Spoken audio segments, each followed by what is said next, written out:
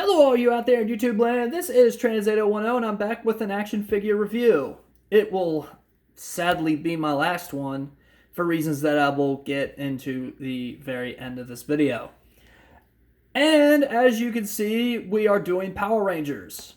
It's the 25th anniversary of the second year of toys. Yeah, the 25th anniversary was last year. Okay, so this toy is officially 25 years old. There we go. So in 1994, Power Rangers was huge. 1993, they completely sold out of product at Bandai. Kids were upset that they couldn't get Dragon Zord or Megazord or even an 8-inch Power Ranger. Very little people actually got a hold of Power Rangers merchandise.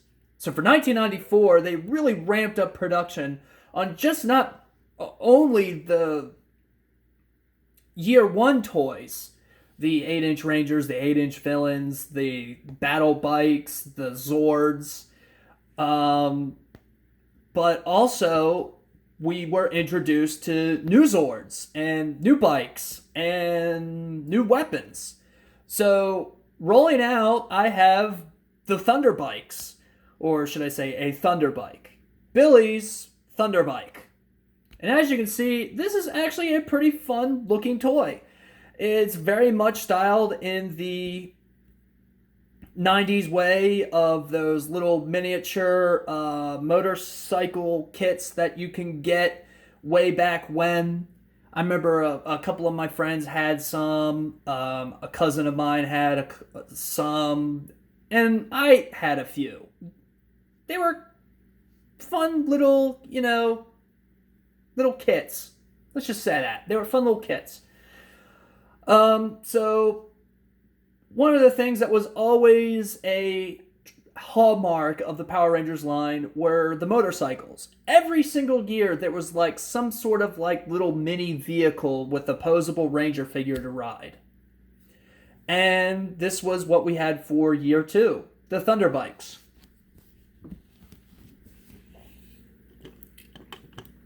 So, taking out, setting him aside,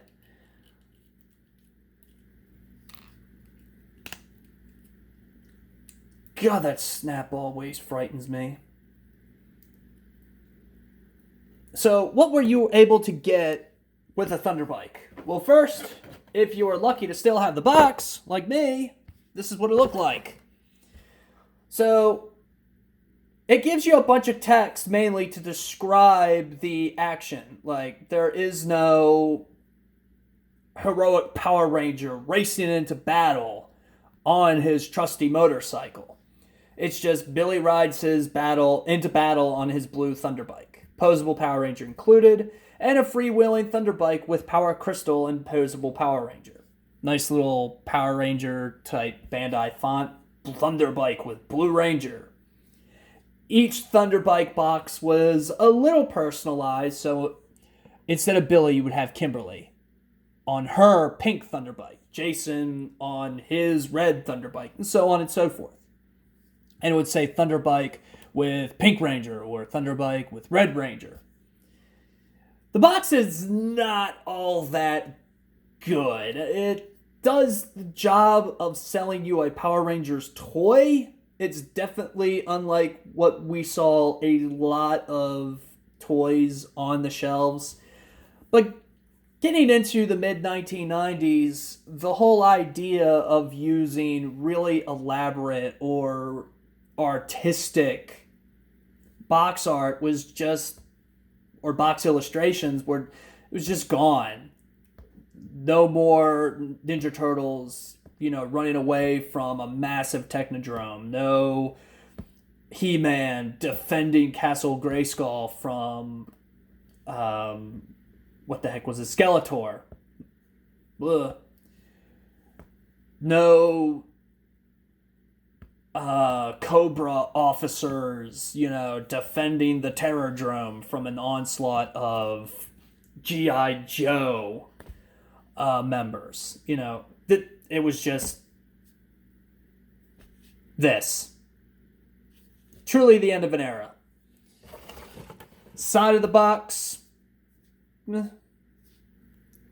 that standard that was on every single piece of merchandise in 93 and 94. The back of the box shows Billy next to his Thunder Bike, tells you it has a power crystal included on each Thunder Bike.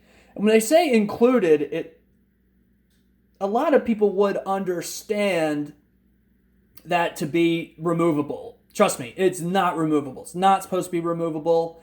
It's literally just pegged in there, glued in there more than likely. Tells you all the other Thunder Bikes that are available. And we have the bio card, which I've always liked these bio cards. And that's it.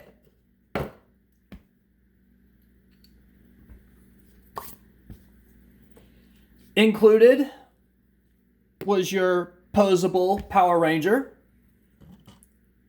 the bike, a sticker sheet, and the instructions on where to adhere your labels. So inside the Thunder Bike would be the vehicle facing left. So all of these stickers were already placed on at the factory. You had to place on this, and this on the factory. I mean, on the bike, not on the factory, blah. And then, because all Power Rangers merchandise had chest insignias, you had the option to place the gold Triceratops insignia on the Blue Ranger's chest. Now, I, for one, did not mind the chest insignias. That's why I actually have one on there. I know it's not at all accurate to the show, but to me, it just brings back those memories as a kid and seeing all those brand new Power Rangers like notebooks and lunch boxes and coloring books, bed sheets, beach towels, pencils, and every single Ranger that was drawn in some dynamic pose had that little chest insignia. So I can't help but want to recreate that with this toy. One thing that I wish was included was none of these Ranger figures had an extra sticker sheet where you could add the blue diamonds or the colored diamonds to the forearms and the shins of each Ranger. So it makes this figure kind of bland. These figures are also, they're kind of reverse engineered from the original Japanese Ranger Chogokin toys that actually had a light up belt buckle. Instead of just having a chromed out belt and buckle with a little bit of glossy red paint, there was actually a translucent LED in there, and you would press a button on the back to activate the light. It was pretty, standard for toys of Japan. But for Power Rangers, when they brought them over and reverse engineered them, they basically just took out all the electronics and just made them rider figures. Of course, I could be making all of this up. I really don't care at this point.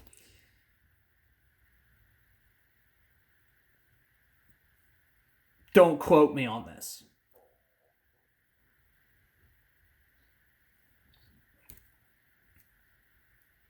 Okay, so the one thing about these Power Ranger figures that have always been,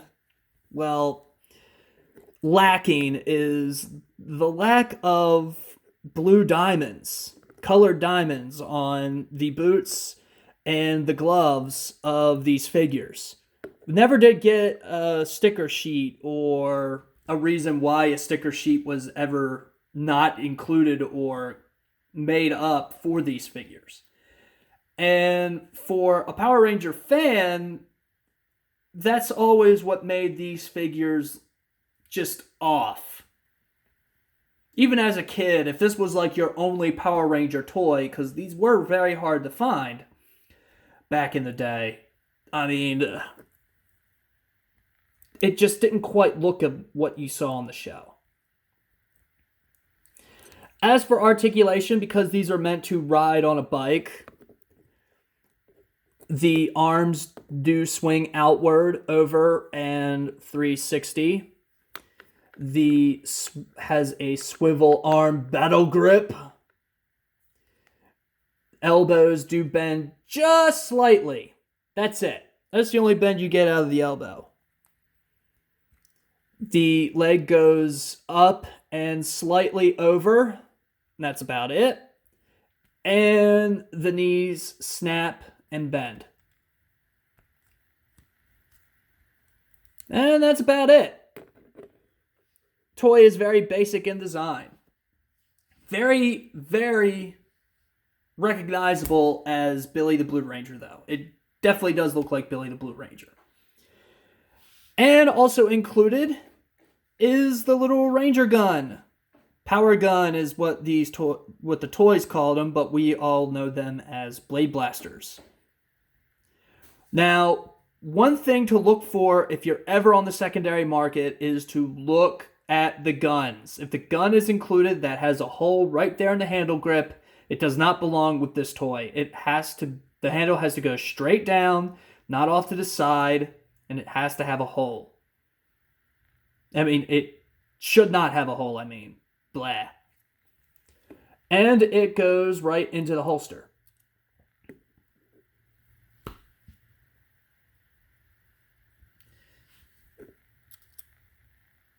Blue Ranger is also able to hold it, just very slightly. It just loosely fits in there.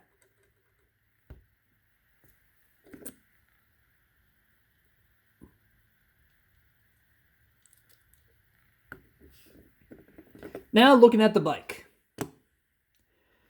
Now, since a lot of these toys were imported from Japan and then reversed engineered somewhat, taking out the die cast or just taking one simple design and then just, to save costs and then using that same design for all of the particular toys with just a difference in some aesthetic. The Thunder bikes came over from Japan, and if I recall, I think each of the bikes were different from another. I mean, this one clearly looks like a unicorn. So, therefore, Billy's power was the Unicorn Thunder Zord. This would be perfect for him. But all the Thunder bikes looked exactly the same. Just the only difference is the colors of the plastic used and the stickers. Jason had PR number 1. Billy has PR number 5. Jason had the Tyrannosaurus. Billy has the Triceratops. The bike itself is actually pretty neat. It definitely looks like one of those really cool little bikes that you would get in the Hot Wheels section of your toy store back in the 1990s. Them things were pretty cool. Really realistic looking bikes that had those really cool suspensions. Unfortunately, these Power Ranger bikes don't have those. Nice chromed out detailing on the tail of the unicorn, the mane, and then of course the engine detail and the spokes of the wheels. Can't tell you what kind of bike this is. Obviously, it's one of those off-roading type motorbikes, dirt bikes, something cheap that they could use in Japan, and it's just outfitted with a fiberglass type body to give it, that superhero type look to it. But I really like it. I like all the whites and the blacks and the blues. Everything really complements each other very nicely. And because these figures are supposed to ride on the bikes, you have to get your Ranger out.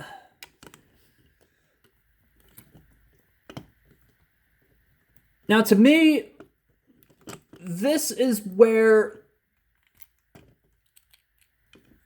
the toy starts to kind of lose a little bit of oomph for me. You know, with the Ranger standing next to the bike, like on the box, it looks pretty cool. But when you put the Ranger on the bike, it just doesn't look it doesn't look realistic. And I know these are toys, but even as a kid, it kind of upset me a little bit that it just didn't look like he was riding a bike. Looked like he was just placed on the bike. You can't really get the feet on the pedals. He's not really sitting on the seat. His head can't really tilt up. I mean, it's just a basic toy, I know. But you just can't help but look at the flaws of it even 25 years later. It's not a toy that really aged all that well. Or a combination that hasn't really aged all that well. Bike's pretty cool. Ranger's serviceable. Put them together and it's lacking something. So that's about it. That's really all I have to say about the Blue Ranger and the Thunderbike. Will I get the others? Certainly. I've always been trying to get the Thunderbikes for a long time. I have all the battle bikes. I have those all Season 2 and Season 1 Zords. The only thing I'm missing from the first 3 years is the Serpentera, which can be, godly expensive. And I know I promised you Thunder Zords. I know I promised you a lot of things, but unfortunately, this is the last review. The FTC ruling concerning children programming or child-friendly programming on YouTube and the internet in general is really going to harm this channel. Because anything that can be seen as looking as a advertisement, something that could be seen as corrupting a child, even though clearly you can't go into stores and buy this anymore. This hasn't been on sale for 25 years. But it just doesn't matter. Those who ran the channel, Ryan's channel, got into bed with some wrong people, and now they've ruined it for the rest of us. And people say that I can go ahead and I can fight it, but really, I don't have the money. The reason why I couldn't get to this channel regularly in the past couple of years was because I've been working. I've been working to support myself. I've been working to support my family, and other things have got to come first. Some of my collection has actually been sold since then. Some of the toys that I've reviewed on this channel over the years have unfortunately been sold. The Power Dome, for example. One of the Megazords that was used in the Megazord comparison video. The Batman Batcave from 1995 that I know I promised a lot of people. And there's just a lot of things that I promised to review that I'm just not going to be able to get to because, unfortunately, with the new YouTube terms and conditions, I could be fined upwards of $42,000 for having a channel like this. Because anything that's seen as a toy can be seen as gathering the interest of children. And as such, it could be seen as harmful. It could be seen as corrupting. And I cannot take that chance. I do not have $42,000 to spend. And unfortunately, that means I have to shut this channel down. So I'm going to leave this up for a couple of weeks so you all can have this last go round with Trans 8010 and this channel. But by December 10th, it's going to be gone. All the videos are going to be gone. And it's just so sad because I love you guys. I know I haven't really been paying attention to this channel all that much, but I do love you guys. You guys have shown me so much support over the years. You guys have shown, even when I wasn't making videos, I was getting private messages. You guys have been going on my message board. Some of you have even found me on Facebook, and we're friends on Facebook. So it's really hard for me to just let this go. But unfortunately, I have to. Now, if the terms and conditions are found to be too restrictive and we can go on and do more videos again, I will be back. I will definitely be back. But unfortunately, I just can't do it no more. So, this is my last review. And for the last time, this is Trans 8010, and I'm signing off.